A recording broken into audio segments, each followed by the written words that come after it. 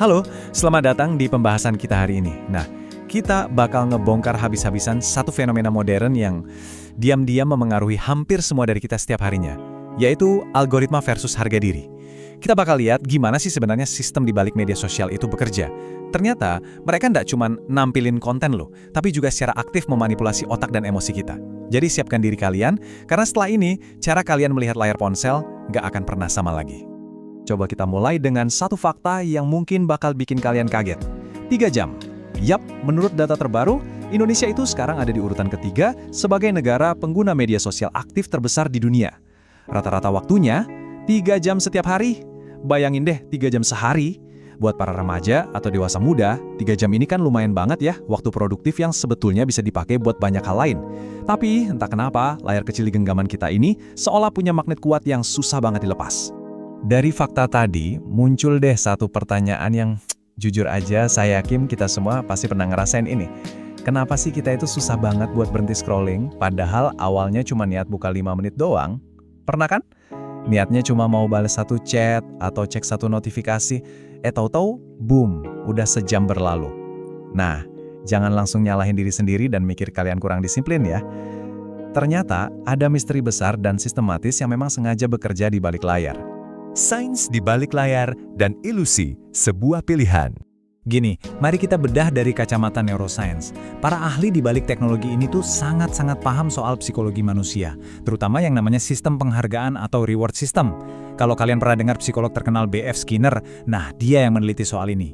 Intinya gini, setiap kali kita dapat notifikasi, atau dapat likes, atau nemu konten lucu yang pas banget, otak tengah kita itu langsung melepaskan zat kimia pembawa kebahagiaan yang namanya dopamin, ngelewatin jalur mesolimbik. Mekanisme ini tuh benar-benar persis kayak cara kerja mesin slot di kasino. Karena hadiahnya nggak bisa ditebak, kita kan nggak pernah tahu tuh kapan konten viral atau likes berikutnya bakal muncul, jadinya otak kita terus menyala, bikin kita selalu ketagihan dan nungguin suntikan dopamin berikutnya. Dan platform-platform ini emang dirancang super brilian buat memaksimalkan efek candu tadi. Mereka pakai fitur kayak infinite scrolling atau gulir tanpa batas yang nggak ada ujungnya itu, terus ada autoplay yang videonya nyala sendiri, sampai rekomendasi instan yang bertubi-tubi dikasih sama algoritma. Tapi poin yang paling krusial di sini adalah mereka itu secara sengaja menghilangkan yang namanya stopping cues atau isyarat alami kita buat berhenti. Kalau di dunia nyata kan jelas ya, buku ada bab penutupnya, film ada kredit akhir. Tapi di media sosial, nol. Nggak ada titik henti sama sekali. Jadi otak kita benar-benar nggak dikasih kesempatan buat nyadar kalau hey, udah waktunya berhenti nih. Ilusi kesempurnaan dan terkikisnya harga diri. Nah, sekarang kita masuk ke ranah psikologisnya. Di era sekarang, kita kenal banget sama yang namanya validasi digital. Gini ya, banyak banget dari kita, khususnya remaja dan Gen Z, yang tanpa sadar udah ngalihin standar nilai diri kita ke metrik digital. Kepuasan emosional, rasa percaya diri, itu semua sekarang sangat bergantung pada seberapa banyak likes yang didapat atau berapa banyak komentar pujian dan jumlah followers. Bahayanya apa? Ketika respons yang diharapkan ini nggak datang, harga diri bisa langsung hancur seketika. Sadar nggak sadar, kita udah menyerahkan kontrol atas kebahagiaan kita sendiri ke angka-angka abstrak di layar. Dan situasi ini makin parah karena adanya jebakan perbandingan sosial. Di satu sisi kita punya realitas kehidupan sehari-hari kita yang ya kadang berantakan, tanpa filter, dan pastinya otentik sebagai manusia. Tapi di sisi lain layarnya ada standar gila yang udah dikurasi sama algoritma. Algoritma ini kan cenderung memprioritaskan konten sensasional ya, tubuh yang diedit sempurna pakai filter, liburan mewah, dan momen-momen highlight yang seringkali gak realistis. Nah, buat pengguna muda, terutama remaja perempuan, ngelihat kesempurnaan ini terus-menerus itu pelan-pelan nyiptain rasa gak puas sama tubuh dan kehidupan mereka sendiri. Mereka jadi sibuk ngebandingin realitas hidup mereka sehari-hari dengan sebuah ilusi digital. Biar kalian gak mikir ini cuma sekedar teori, coba kita lihat angka pastinya. Lewat analisis statistik, ternyata intensitas penggunaan media sosial itu punya korelasi negatif yang signifikan banget terhadap harga diri dengan nilai R sama dengan minus 0,45.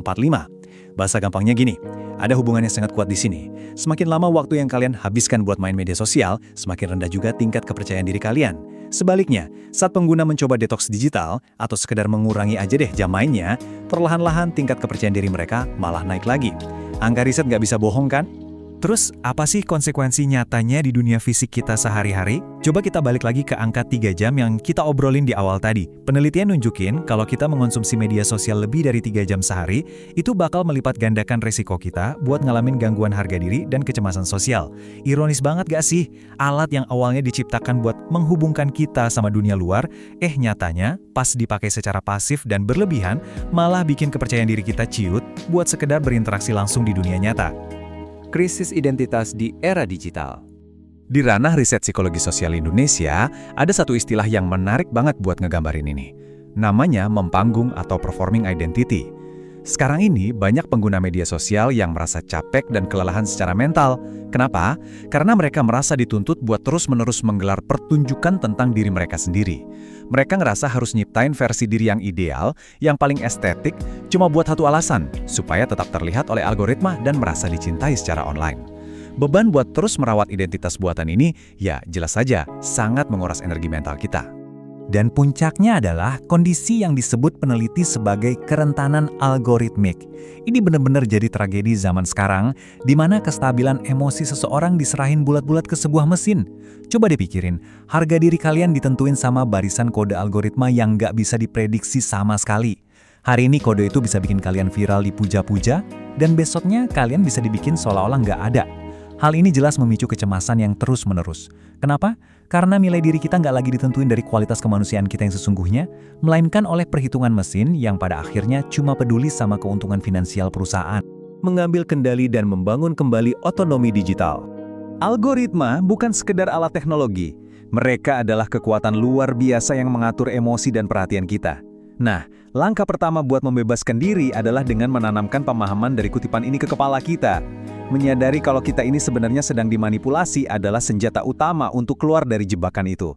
Begitu kalian sadar penuh kalau algoritma ini memang sengaja didesain untuk memancing emosi kalian bakal lebih mudah untuk ngambil jeda dan menjaga jarak. Terus, langkah praktisnya gimana dong? Oke, kita bisa mulai dari 3 hal ini. Pertama, literasi digital. Pahami betul-betul di kepala kalau apa yang kalian lihat di layar itu cuma hasil kurasi yang udah difilter habis-habisan, bukan kenyataan hidup yang utuh. Kedua, kesadaran emosional. Biasakan nanya ke diri sendiri pas lagi main HP, aku merasa cemas atau jadi minder nggak sih pas buka aplikasi ini? Kalau jawabannya iya, nah itu sinyal alarm yang jelas buat segera berhenti. Dan yang ketiga, ini yang paling krusial dari sudut pandang neuroscience, perbanyak aktivitas offline. Lakuin hobi fisik, olahraga, atau baca buku cetak.